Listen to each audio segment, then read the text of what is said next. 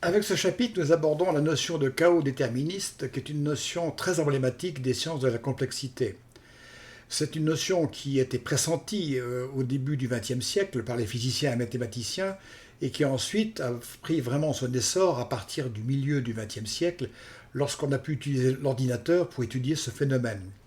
C'est une notion qui a eu un succès énorme et qui a envahi la plupart des champs de connaissances, que ce soit les sciences exactes ou les sciences humaines ou économiques, qui a été donc très utilisé et qu'on peut peut-être définir comme un nouveau paradigme de la connaissance scientifique, sachant quand même qu'il a souvent été utilisé à bon escient, mais souvent aussi à mauvais escient et de manière très approximative.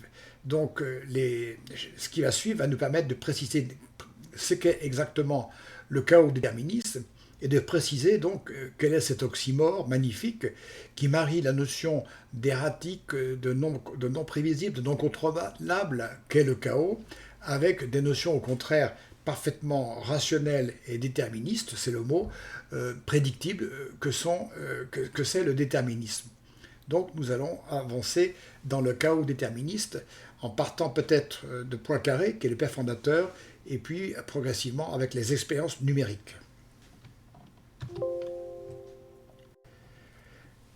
La citation de Poincaré ici est magnifique puisqu'elle résume de manière un peu littéraire, mais de manière très illustrative, la problématique du chaos déterministe en expliquant pourquoi dans certains phénomènes de la nature nous paraissent prévisibles, prédictibles, réguliers, comme les éclipses, alors que d'autres, comme le temps qui va faire demain ou après-demain, la pluie, la tempête, nous paraissent au contraire erratiques, aléatoires. Alors que ce sont des phénomènes qui sont de la nature, qui apparaissent gouvernés par des lois, et on pourrait attendre qu'ils aient le même niveau de régularité. Et de manière un peu humoristique, il se posait la question pourquoi devrait-on prier pour avoir la pluie ou le beau temps et ne pas prier pour avoir des éclipses. On va partir pour comprendre la notion de chaos déterministe par le modèle du premier modèle numérique, qui est Lorentz, qui est un météorologue, qui a établi un modèle simplifié de météo, qui est encadré en rouge là, constitué de trois équations qui lient trois paramètres x, y, z, qui pour illustrer, même si c'est plus compliqué que ça, par exemple pourrait être la température, la pression et le degré d'humidité de l'air, et montrer comment ces paramètres vont évoluer à partir d'une équation. Quand on discrétise cette équation, on obtient un automate qui va donner les valeurs de x, y, z à l'étape n plus unième en fonction des valeurs de x, y, z à l'étape précédente. Alors cet automate a quelque chose de particulier qui paraît anodin, mais qui va complètement changer de la nature des choses, c'est qu'il est non linéaire, c'est-à-dire qu'à droite, les variables n'apparaissent pas seules, mais apparaissent quelquefois sous forme de produits. C'est le caractère non linéaire qui va déterminer l'apparition de phénomènes qu'on appelle des phénomènes chaotiques. La meilleure illustration qu'on peut en faire, c'est à droite, la simulation dans laquelle, dans le plan X, Y, Z, on part au départ de milliers de points de solutions initiales et on regarde comment toutes ces solutions vont se comporter au cours du temps. Alors regardez que progressivement, il y a des structures qui apparaissent dans le nuage qui était uniforme au départ, et suivez au centre, ici, cette petite structure en forme de papillon. Alors il va vous paraître grossir, non pas parce qu'elle grossit, mais parce que l'échelle du graphique va changer progressivement. Pourquoi ? Parce que au fur et à mesure que le phénomène évolue, toutes les solutions, quelles qu'elles soient, convergent vers un point restreint de ce qu'on appelle l'efface des phases, qui est cette structure en forme de papillon qu'on appelle donc l'attracteur de Lorentz. C'est un attracteur puisque toutes les solutions des équations convergent vers cette zone de l'espace des phases, donc elle attire tout, c'est l'attracteur de Lorentz. Alors cet attracteur est très particulier, pourquoi ? Parce qu'une fois que les solutions sont piégées dans cet attracteur-là, eh bien, elles continuent à évoluer, mais en devenant extrêmement sensibles aux conditions initiales, puisque deux petites solutions qui varient de quelques espaces au départ vont diverger de manière continue. Donc c'est un attracteur, et de par sa structure, on appellera ça un attracteur étrange, qui a été pressenti par Poincaré, et les attracteurs étranges sont les signatures des systèmes chaotiques. Alors pour comprendre ça, je vais avoir besoin de changer d'écran.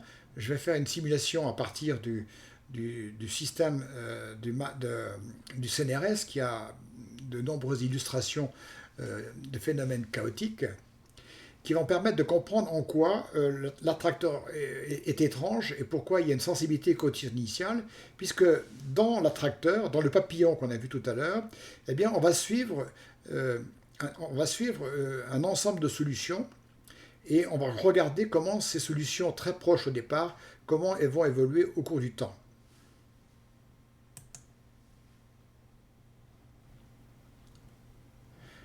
Donc voilà au départ deux solutions qui étaient très proches et qui au départ voyagent de concert et de manière assez imprédictible, subitement vont avoir des trajectoires qui vont diverger. L'une va changer de côté du système, l'autre va revenir. Donc vous voyez qu'au bout de très peu de temps, deux solutions qui étaient très proches vont avoir des comportements complètement différents, qui illustrent bien ce qu'on observe dans la météo, que quelquefois des petites variations peuvent induire à terme des grandes variabilités du temps qu'il va faire dans les jours qui suivent.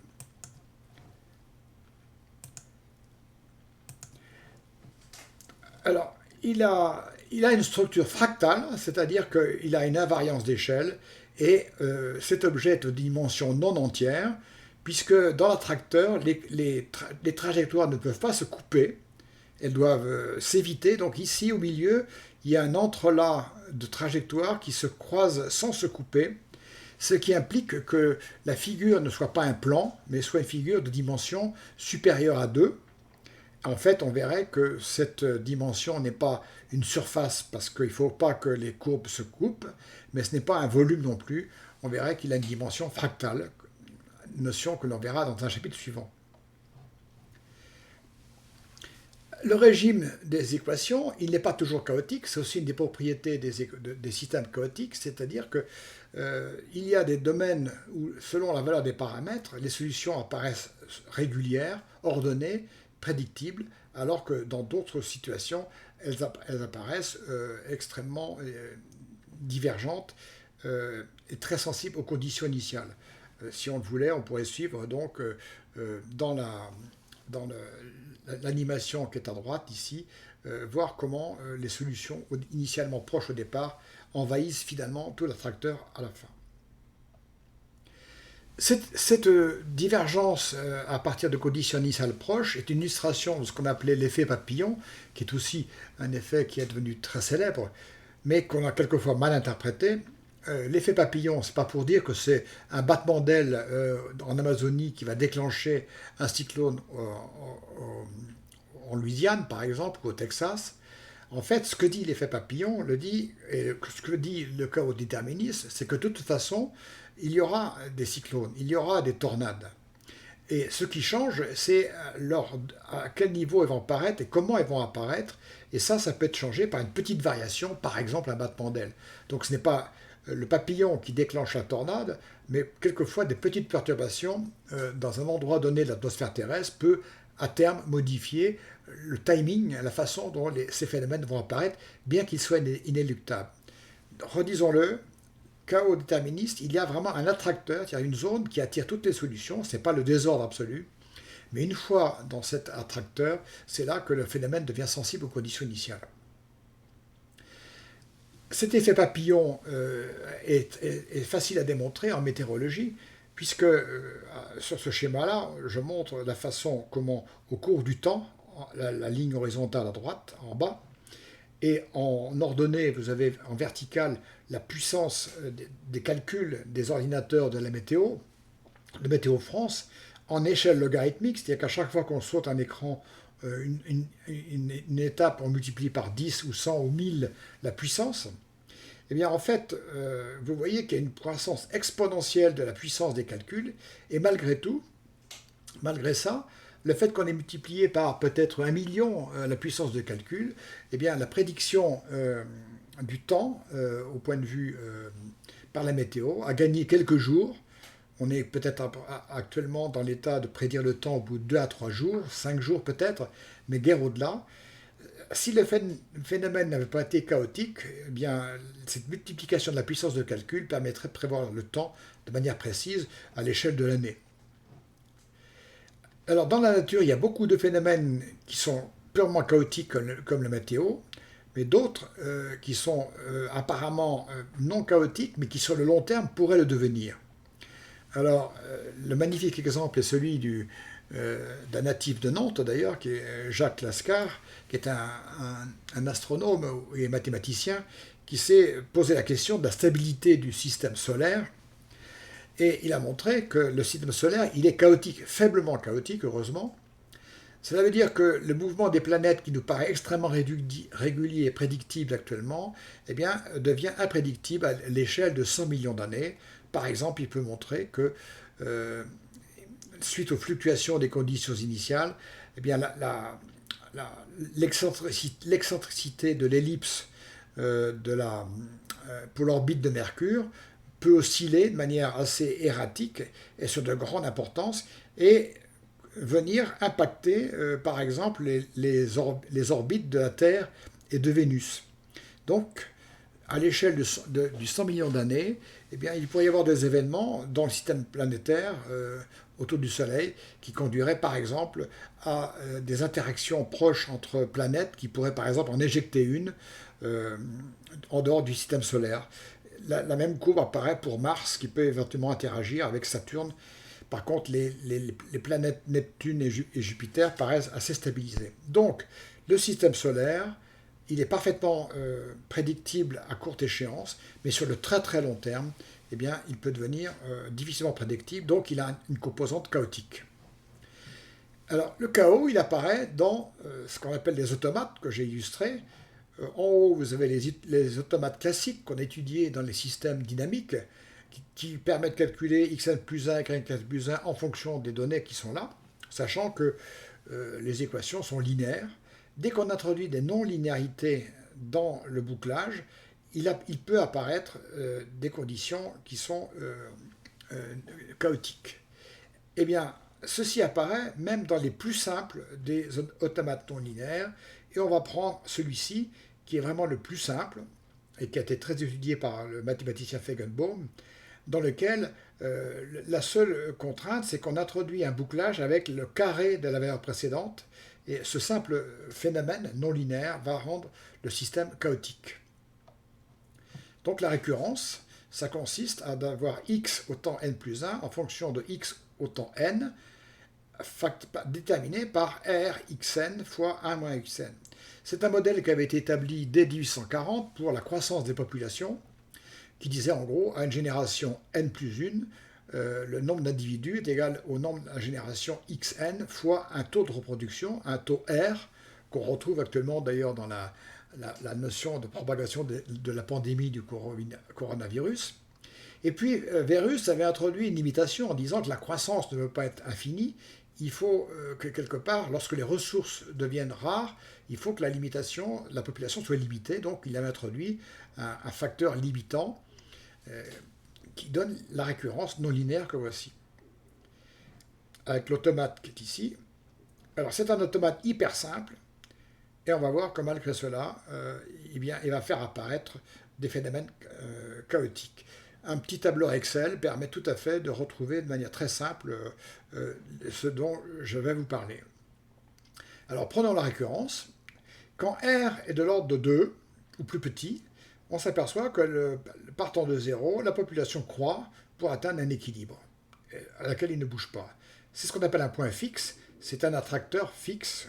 Parmi la famille d'attracteurs possibles, c'est un de ceux qu'on observe, par exemple, quand un pendule amorti s'arrête.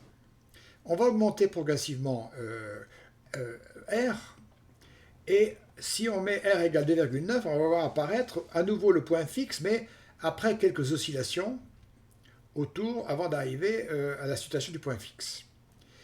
Et puis, à R égale 3,2, apparaît subitement un nouveau régime qui s'appelle un régime périodique. Ici, on trace les valeurs que prend le x à chaque étape. Et on s'aperçoit qu'au bout de très peu de temps, on a un système périodique qui oscille entre deux valeurs. Si on augmente un tout petit peu R, on aboutit à 3,5 à un phénomène qui est périodique aussi, mais qui est de période 4. Et on continue, à 3,6, on obtient un phénomène qui est de période 8, c'est-à-dire qu'il faut 8 oscillations pour retrouver la même chose. Donc plus R va augmenter, plus le système va osciller, jusqu'à avoir une valeur critique qui est par exemple R égale 3,99, auquel cas on va avoir un comportement chaotique, complètement non périodique, et surtout qui va être extrêmement sensible aux conditions initiales, puisque une toute petite variation au point de départ va donner des variations. Donc là on a le chaos, donc attracteur fixe obtenu de manière asymptotique, attracteur périodique 2, attracteur périodique 4, attracteur périodique 8, et puis chaos. C'est la marche vers le chaos par doublement de période qui a été illustrée par le mathématicien Feigenbaum et étudiée en détail. Alors pour visualiser ça aussi, on peut essayer de tracer l'intersection de x avec la parabole Rx1-x, et on voit qu'au départ, on a une convergence vers une solution, puis d'un seul coup apparaît la période 2, puis la période 4, puis la période 8, puis le chaos. Voilà comment un calcul extrêmement simple, d'un seul coup, peut, disons, mettre à mal les plus puissants des ordinateurs. Une façon de visualiser ça, qui va nous apporter un lien avec la notion de fractal, a été fournie par Feigenbaum, dans lequel on met en fonction de R, ici, les valeurs de x limite obtenues. En dessous de 3, on a une seule valeur limite. À partir de 1, il y a une bifurcation et on a deux valeurs limites, oscillation de période 2. Puis à partir de 2, on a 4 valeurs limites, oscillation de période 4. À partir de 3, on a 8 valeurs possibilités. Et on pourrait continuer. Et on s'aperçoit qu'à partir de certaines valeurs, on a un régime complètement périodique, il n'y a pas de période particulière. Et ce qui est encore plus remarquable, c'est qu'au sein de ce régime périodique, eh bien, il y a des plages à nouveau qui deviennent régulières. Et quand on fait un zoom sur ces plages-là, il faut savoir que ces plages-là ont les mêmes caractéristiques que l'ensemble de la figure qu'on vient de tracer. Donc c'est ce qu'on appelle un phénomène fractal. Là aussi, la fractalité est une signature des phénomènes chaotiques. Et ce qui est absolument remarquable, c'est que derrière ce comportement, il y a un comportement universel qu'on a observé dans beaucoup de phénomènes. Et surtout, quand on observe le doublement de période, eh bien, l'écart pour le nombre R qu'il y a pour passer de 2 à 3, divisé par l'écart pour aller de 1 à 1,2, eh bien, est un ratio qui tend vers un nombre universel qu'on appelle le nombre de Feigenbaum, qui est 4,66920, etc. Ça fait partie de ces nombres qui nous sont donnés comme cadeaux par la nature et dont on ne sait pas d'où ils viennent et dont on n'arrive pas à rattacher à aucune théorie et qui sont tombés comme ça, qui nous apparaissent. Et apparemment, c'est un nombre réel qui n'a pas de... comme pi, qui est une suite infinie décimale et qu'on a de peine à rattacher à une théorie supérieure. Plus tard, beaucoup d'attracteurs ont été prouvés. L'attracteur de Hénon, qui est un astronome de Nice, français, qui a étudié et qui a introduit une récurrence encore plus simple que celle de Lorentz, avec simplement un facteur 2 ici de non-linéarité. Et vous voyez qu'on obtient à la fois à droite un attracteur qui a une structure aussi, il faudrait la zoomer, et on verrait apparaître une structure en feuillet que l'on avait vu tout à l'heure pour l'attracteur de Lorentz. Et puis surtout, on voit apparaître la figure de Feigenbaum avec les doublements de période et les zones fractales. Et on voit très bien ici comment au milieu d'une partie complètement chaotique apparaissent des plages. Et ces plages-là, à nouveau, on retrouve la régularité du doublement de période. Donc, le chaos déterministe est une propriété des systèmes d'équations dynamiques non linéaires qui, dans certains cadres, dans certains régimes, font apparaître un système chaotique caractérisé par un attracteur étrange, qui est un attracteur, c'est pas n'importe quoi, mais dans cet attracteur, les trajectoires sont extrêmement sensibles aux conditions initiales. Il y a d'autres cas d'apparition de phénomènes chaotiques, par exemple la turbulence en hydrodynamique. Chacun a en tête ces rouleaux de fumée ou dans le brouillard derrière les avions, qui sont symptomatiques des turbulences, qui apparaissent dans les écoupements de fluides. Eh bien, on a le même phénomène de transition du système déterministe vers le chaos déterministe, parce que les turbulences sont déterminées par un ensemble d'équations qu'on appelle les équations de Navier-Stokes, qui sont des équations fameuses, qui certainement sont utilisées énormément dans énormément de problèmes d'ingénierie actuellement, mais qui d'un point de vue purement formel et mathématique posent encore de redoutables défis aux mathématiciens.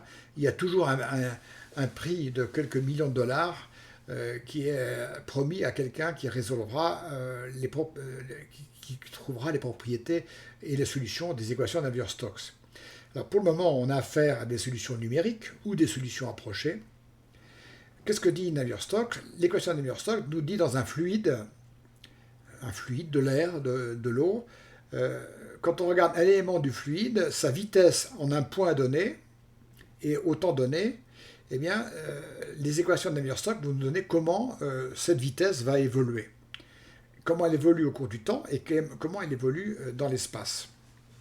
Alors, ce sont des équations qui ont plusieurs paramètres. Par exemple, le premier en vert, c'est ce qu'on appelle la viscosité, qui fait intervenir les dérivées secondes, la pression.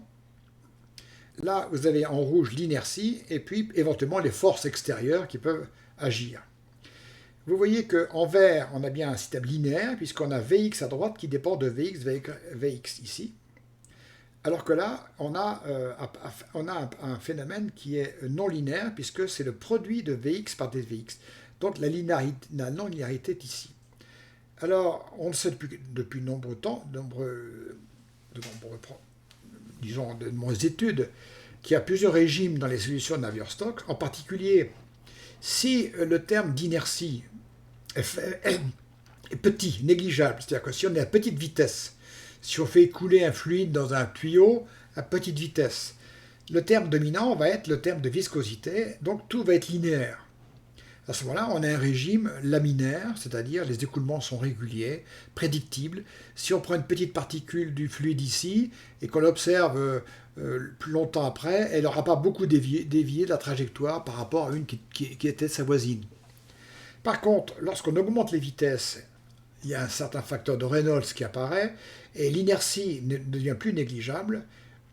Eh bien, on fait apparaître un système qui devient à ce moment-là absolument chaotique, puisque les trajectoires sont mélangées, puisque deux particules qui sont infiniment proches dans le fluide au départ vont se retrouver très loin les unes des autres au bout de très peu de temps, et qui se traduit par ces trajectoires et ces tourbillons, qui sont symptomatiques de la turbulence. Donc, là aussi, on voit comment on passe d'un système qui est gouverné par des équations déterministes vers le chaos déterministe. Derrière ces apparitions du chaos, les mathématiciens ont démontré qu'il y a des problèmes de symétrie qui sont cachés derrière ces équations. Et en effet, il y a quelque chose qui est bien connu depuis l'Antiquité, puisque c'était connu depuis les Grecs ou les Égyptiens, c'est que lorsqu'on fait de la cuisine et qu'on veut mélanger une pâte, eh bien, il y a une transformation qui est vieille de plusieurs millénaires, qui consiste à faire la transformation du boulanger. Et d'ailleurs, c'est pour ça que le rouleau à pâtisserie a été inventé. On prend un bloc de pâte, on l'écrase, ensuite, soit on le coupe ou on l'empile, ou soit on le replie. Ça donne à nouveau un système de blocs de pâte qu'on va à nouveau étaler, couper, replier, etc. Donc c'est un cycle d'étirage, de découpe et d'empilement, qui paraît anodin et qui paraît extrêmement... Sachez que d'un point de vue mathématique, ça équivaut à faire les opérations dans le plan. Un point XY eh bien, va subir cette transformation qui est illustrée par les flèches qui sont là. quand on est dans ce cadran-là, voilà les flèches vertes, ce qui se passe. Quand on est dans le cadran rouge, voilà ce qui se passe. Donc, si on itère ces opérations, et c'est illustré à droite, eh bien, on s'aperçoit qu'au départ, une répartition parfaitement claire et inhomogène des points rouges et des points bleus va progressivement se transformer et obtenir un mélange parfaitement homogène et aléatoire des points rouges et des points bleus. Donc, la transformation du boulanger et son équivalent en mathématiques sont un des aspects qui permettent de partir d'une figure régulière à une figure dont tous les points sont chaotiques, c'est-à-dire résultent de transformations chaotiques. Par exemple, on verrait que l'attracteur de Hénon résulte à la fois d'un pliage, d'une contraction et d'une réflexion. Des auteurs ont beaucoup travaillé depuis ça pour utiliser le fait que, en multipliant ou en inventant de nouvelles transformations géométriques, toujours basées sur des pliages, contractions, réflexions ou rotations, eh bien, en partant de figures très simples, on peut obtenir des figures extrêmement souvent complexes, souvent fractales et souvent qui posent problème parce qu'elles évoquent quelque part des figures de la nature, comme on le verra dans le chapitre 7. Donc, par exemple, Dominique Didier, dans Materia Numerica, explique comment, à partir de ces transformations-là, on obtient des objets qui ont cette structure ici. Les mathématiciens aussi ont beaucoup étudié les scénarios pour le chaos, avec notamment les fameux jeux de billard ou les jeux de stade. Alors, le jeu du billard, qui a été illustré notamment par Sinai, qui est un mathématicien russe, et qui a étudié aussi les stades, la notion de stade.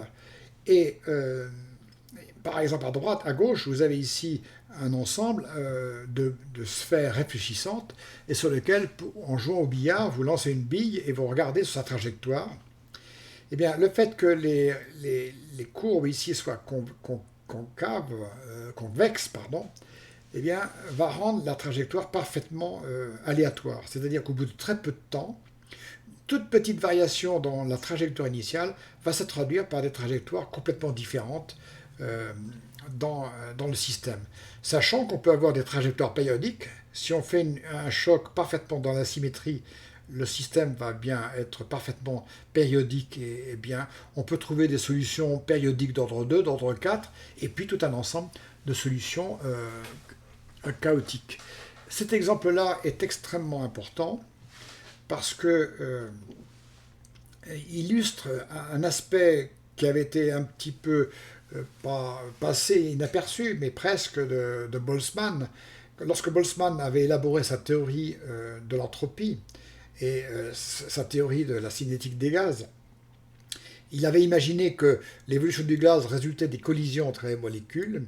Eh bien, le débat était pourquoi des chocs entre molécules qui sont réversibles à l'échelle du système se traduisaient par un mouvement irréversible.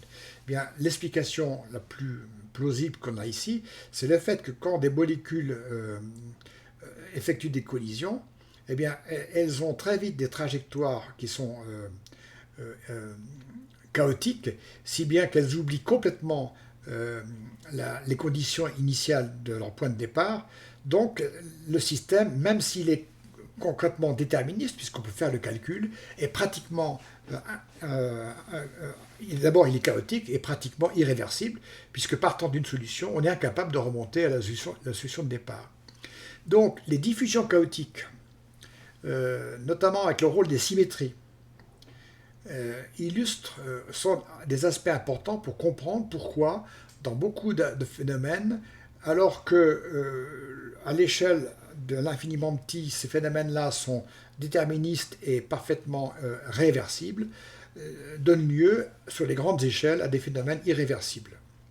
À droite, vous avez les fameux stades aussi, et en cliquant, en allant sur le blog et en cliquant sur les figures, vous verriez apparaître comment un stade sphérique parfaitement symétrique, si on lance un ensemble de solutions de billes qui vont se réfléchir, eh bien, il va y avoir un ensemble de trajectoires périodiques bien stables. Il suffit maintenant d'allonger un peu le stade, d'avoir deux petites parties qui sont rectilignes, pour que, partant d'une solution, d'un ensemble de solutions très proches, très vite, eh bien, elles envahissent l'ensemble du stade. Donc, dès qu'il y a dans la nature des chocs, dès qu'il y a notamment des chocs dans l'infiniment petit, on voit là le fait que le caractère chaotique, bien que déterministe, des trajectoires est une source d'irréversibilité à l'échelle macroscopique. Alors le chaos, il est partout, parce que bien sûr, des équations non linéaires, on en a dans tous les grands domaines. Il n'a pas forcément apporté des solutions nouvelles, puisque les solutions, on les travaille sur ordinateur, mais il a surtout apporté un ensemble de réflexions de tous les scientifiques sur le fait que les mathématiques plus l'ordinateur ne sont pas la solution à la prévision de tous les grands problèmes de la nature. Et ça a été un changement de paradigme, puisque quelque part, maintenant, on ne peut pas faire de modélisation des phénomènes naturels sans se poser la question, est-ce que nous sommes dans un cadre déterministe ou dans un cadre chaotique déterministe? Les applications sont donc nombreuses dans les modèles, que ce soit en médecine, en biologie, en écologie, en économie, en électronique, en sciences humaines. Et il faudrait beaucoup de chapitres pour passer en revue comment les théories du chaos ont été incorporées dans ces différents champs disciplinaires.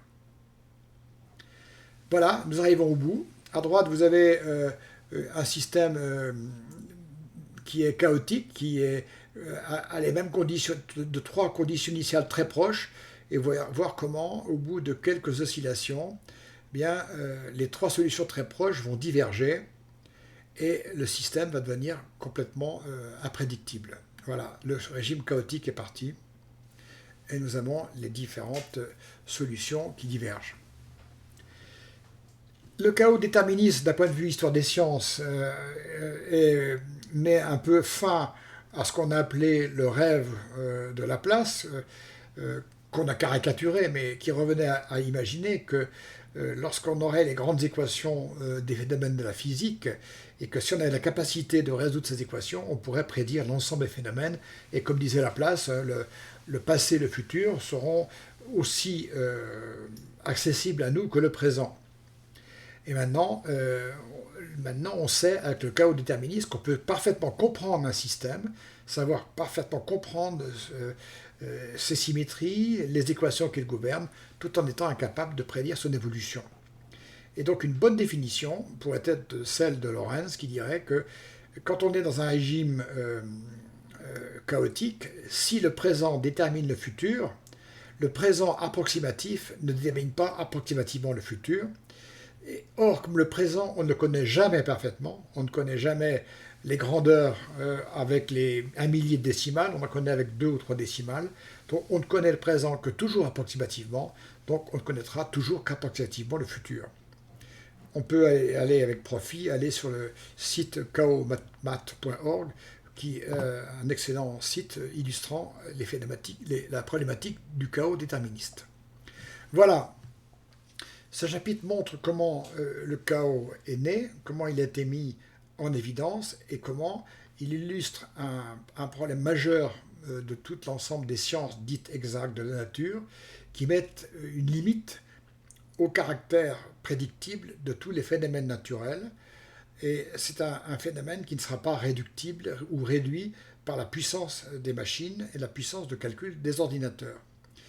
D'une certaine manière, et faisant un parallèle très, très osé, je dirais que ce phénomène de chaos déterministe est à la dynamique et à la physique ce qu'est le théorème de Gödel aux mathématiques. On l'a vu dans le chapitre 3, comment le Gödel a mis fin, son théorème a mis fin au rêve de Hilbert de construire les mathématiques de manière complète à partir de quelques algorithmes simples de base. Eh bien, Le chaos déterministe met, d'une manière formelle, fin au rêve de pouvoir partir des composants ultimes de l'univers et de reconstruire toutes les formes de la nature dans leur complexité. Nous allons, dans le chapitre suivant, commencer à faire intervenir aussi quelque chose qui joue un rôle en lien avec le chaos déterminisme, c'est le rôle du hasard.